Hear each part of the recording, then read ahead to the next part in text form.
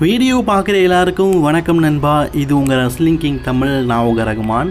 இன்றைக்கி நம்ம சேனலில் பார்த்தீங்கன்னா 19 கிட்ஸோடைய ஒரு மிகப்பெரிய ஃபேவரட்டான டென் ஸ்போர்ட்ஸை பற்றி பார்க்க போகிறோம். அண்ட் கேன் என்ன ஆனார், கேனை பற்றின ஒரு மிகப்பெரிய அப்டேட்டை பற்றி நம்ம பார்க்க போகிறோம். இதை தவிர்த்து பார்த்தீங்கன்னா HWWக்கு வருவாரா, அதை பற்றின ஒரு அப்டேட். வாங்க இன்றைக்கான வீடியோக்குள்ளே போகலாம். மறக்காமல் ஃபஸ்ட் டைம் சேனலுக்கு வந்துருக்கோங்க, அந்த ரெக்க சப்ஸ்கிரைப் பட்டனையும் பெல் ஐக்கானை கிளிக் பண்ணி வச்சுக்கோங்க. தினமும் ஒரு ரெஸ்லிங் செய்களை தமிழ் மொழியில் தெரிஞ்சுக்கோங்க. முதல்ல நம்ம யாரை பற்றி பார்க்க போகிறோன்னா கெயினா எங்கேயோ கேள்விப்பட்ட பேர் மாதிரி இருக்கே அப்படின்னு சில பேர் சொல்லுவீங்க. எங்களுடைய 19 கிட்ஸுக்கு தான் தெரியும் கெயின் எப்படிப்பட்டவர்னு. ஒருத்தரை பார்த்தாலே பயப்படுவீங்களா? நானும் அந்த டைம்லலாம் பார்த்தீங்கன்னா கெயின் வந்தாலே பயப்படுவேன். போக சொல்லி இவங்கெல்லாம் பார்த்தா பயமாக இருக்கு, இவங்கெல்லாம் எதுக்கு தான் ரெஸ்லிங் பண்ண வரான் அப்படின்னு. ஆனால் இப்போ புரியுது அவரோட மகிமை என்னென்னு. அந்த அளவுக்கு பார்த்தீங்கன்னா பார்வையால் பல பேரை பற்ற வச்ச பராசக்தி தான் நம்ம கெயினுடைய மாஸ்க் போட்டு அந்த முகமுடியையும் கெயினுடைய அந்த கேரக்டரையும் பல பேர் பார்த்திங்கன்னா நேசிச்சிருக்கிறாங்க. அந்த அளவுக்கு பார்த்திங்கன்னா கெயினுடைய கேரக்டர் ரொம்பவே டாமினேட்டாக டபிள்யூல இருந்திருக்குது. அப்படிப்பட்ட கெயின் இப்போ என்ன ஆனார் அப்படின்னு பல பேர் கேட்குறீங்க. ஆக்சுவலி கெயின் இன்னும் ஸ்டில் பார்த்திங்கன்னா ரெஸ்லிங் பண்ணதுக்கு தயாராக தான் இருக்கிறாரு. கெயின் ஃபிசிக்கலி பார்த்திங்கன்னா ரெஸ்லிங் பண்ணதுக்கு நல்லா தான் இருக்கிறாரு. ஆனால் இப்போ கெயின் பார்த்திங்கன்னா ரெஸ்லிங் பண்ணுற மூடில் இல்லை. டபிள்யூ பார்த்திங்கன்னா இவரை 2019 கான்ட்ராக்ட் முடிவின் பேரில் அனுப்பிவிட்டாங்க. அதுக்கப்புறமா டபிள்யூபிள்யூ எந்த விதமான கான்ட்ராக்ட்டும் போடலை. ஆனால் என்னை கூப்பிட்ற நேரம் கூப்பிடுங்க, நான் வாரேன் அப்படிங்கிற ஒரு டீசெண்டான அக்ரிமெண்ட் போட்டிருக்காரு. அதுக்கான காரணம் என்னன்னா, இவர் பாலிட்டிக்ஸ் பக்கம் போயிட்டார். கெயின் பார்த்திங்கன்னா 2019 எலெக்ஷனில் நின்றாருங்க, ஜெயிச்சிட்டாருங்க, மேயர் ஆகிட்டார். ஸோ மேயர் ஆனதுக்கப்புறமா அவரால் ரெஸ்லிங் பண்ண முடியாது.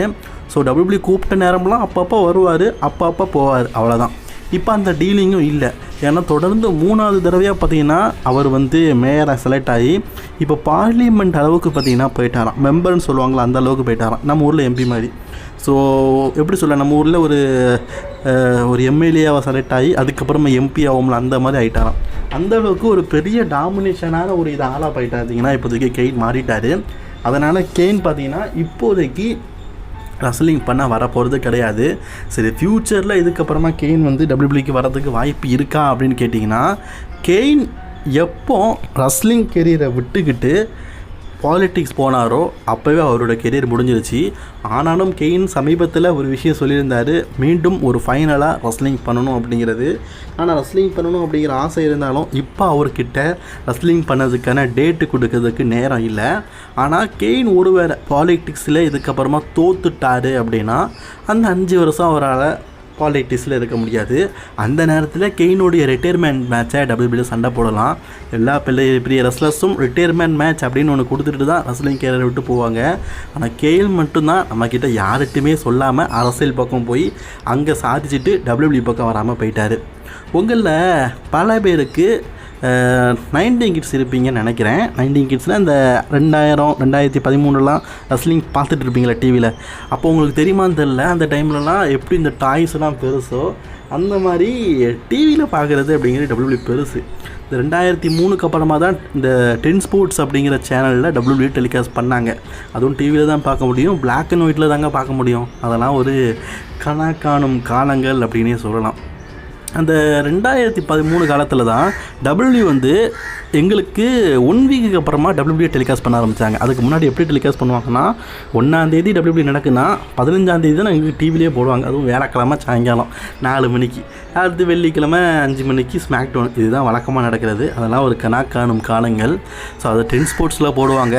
அதை போட்ட ஷோவை ஒரு வாரத்துக்கு ரிப்பீட் ஷோவாக பார்த்தீங்கன்னா ஒரு அக்கா இருக்கும். அந்த அக்கா பேர் சோனா தானே. அந்த அக்கா திருப்பி பார்த்தீங்கன்னா எங்ககிட்ட இது நடந்தது அது நடந்ததுன்னு சொல்லிக்கிட்டே இருப்பாங்க. அதை ஹிந்தியில் எக்ஸ்பிளைன் பண்ணிகிட்டு இருப்பாங்க. ஸோ அப்படிப்பட்ட ஒரு காணும் காலங்கள் தான் அந்த டென் ஸ்போர்ட்ஸ் அப்படிங்கிறது.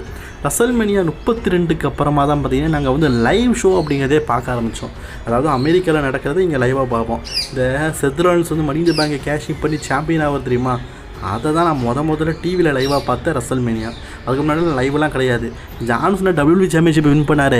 அதெல்லாம் எங்களுக்கு 2 வாரத்துக்கு அப்புறம் தான் டிவியில் போட்டு காட்டிச்சாங்க. ஜான்சனை டாக்கை வீழ்த்தி சாம்பியன் ஆகிட்டார் அப்படிங்கிறது எங்களுக்கு 2 வாரம் கழிச்சு தான் பார்த்திங்கன்னா தெரியும். அந்த அளவுக்கு ஒரு காணும் காலங்களாக தான் பார்த்திங்கன்னா அந்த நேரத்தில் டபிள்யூபிள்யூ இருந்திருக்குது.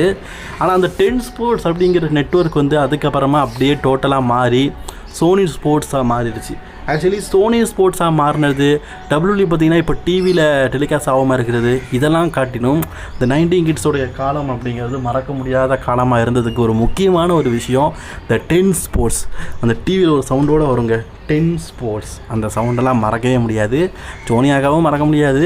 அதுக்கப்புறமா சோனி 10-1 அப்படின்னு மாறிச்சு. சோனி ஸ்போர்ட்ஸ் நெட்வொர்க்கு கிட்ட போனதுக்கப்புறமா அந்த லோகோவே மாறிடுச்சிங்க. அந்த லோகோவே எங்களுக்கு ரொம்ப பிடிக்கும். அந்த தருணமே சூப்பராக இருந்தது. இப்போ பார்த்திங்கன்னா சோனி ஸ்போர்ட்ஸ் நெட்வொர்க்ஸ் கிட்ட அந்த சேனல் போயிடுச்சு. சோனி ஸ்போர்ட்ஸ் நெட்வொர்க்கு கிட்ட போனதுக்கு அப்புறமா கூட பார்த்திங்கன்னா டபிள்யூடபிள்யூ இப்போதைக்கு டெலிகாஸ்ட் பண்ணலை. அதுக்கு காரணம் நெட்ஃப்ளிக்ஸு. எங்களுடைய 90 கிட்ஸில் மறக்க முடியாத ஒரு அனுபவம் ரசலர்ஸ் இருக்கிற மாதிரி இந்த சோனி ஸ்போர்ட்ஸ் சேனலுக்கு உண்டு இல்லை. அதுக்கப்புறமா பல பேர் கேட்குறது எட்ஜை பற்றி தான். எட்ஜி மீண்டும் டபிள்யூபிள்யூக்கு வருவார். ஆக்சுவலி எட்ஜிக்கும் டபிள்யூபிள்யூக்கும் இந்த டிகேவி குரூப்ஸுக்கு முன்னாடியே அவர் போயிட்டார். ஒரு சில பிரச்சனைகள் இருந்தது. இவர் ஒழுங்காக காட்ட மாட்டேங்காங்க, வைக்க மாட்டேங்காங்க அப்படிங்கிற பிரச்சனைகள் இவருக்கும் டபிள்யூபிள்யூக்கும் இருந்துக்கிட்டு இருந்தது. ஸோ அந்த பிரச்சனையின் காரணமாக பார்த்தீங்கன்னா எட்ஜு இந்த ரெஸ்லிங்கை குயிட் பண்ணிட்டார். ஆக்சுவலி டபிள்யூபிள்யூவில் நான் ரிட்டையர்மெண்ட் ஆகிறேன் அப்படின்னு சொல்லிட்டு தான் போனார். ரிட்டையர்மெண்ட் ஆகிறேன், டபிள்யூபிள்யூ பக்கம் வரமாட்டேன்னு. அதனால் டபிள்யூபிள்யூ பார்த்தீங்கன்னா இவருக்கு ரிட்டையர்மெண்ட் மேட்ச் அப்படின்னு சொல்லி தான் டபிள்யூபிள்யூ விட்டு அனுப்பிவிட்டாங்க. ஆனால் நம்ம ஆள் டபிள்யூபிள்யூவில் அப்படி ஒரு போட்டுட்டு அதர் ரெஸ்லிங் கம்பெனியில் போய் இப்போ சண்டை போட்டுட்டு இருக்காரு. அதாவது டபிள்யூபிள்யூவில் நான் ரிட்டையர்மெண்ட் ஆகிட்டேன் அப்படிங்கிற ஒரு பொய்யான வாக்குறுதியை கொடுத்துட்டு இப்போது அதர் ரெஸ்லிங் கம்பெனியில் போயிட்டு, அதாவது ஏஇடபிள்யூவில் சண்டை போட்டுட்ருக்காரு. டபிள்யூபிள்யூ விட்டு போகும்போது எட்ஜ் அப்படிங்கிற பேரை தரமாட்டேன்னு சொன்னதுனால கோப்பு அப்படிங்கிற பேரில் சண்டை போட்டுட்ருக்காரு. கப்பாலு அப்படின்னு தான் சொல்லணும் போல இருக்குது. நம்ம ஃபேன்ஸ் எல்லாருக்குமே ஜான்சனோட ரிட்டையர்மெண்ட் மேட்ச்சில் பல மேட்சை எதிர்பார்த்துட்டு இருக்கிறோம். அவங்க எல்லாருமே கேட்குற ஒரே ஒரு வார்த்தை, ஃபைனலி ஜான்சனாக்கும் எட்ஜுக்கும் ஒரு மேட்சை பார்க்கணும். சீனா எல்லா விதமான ட்ரீம் மேட்சும் நாங்கள் பார்த்துட்டோம்.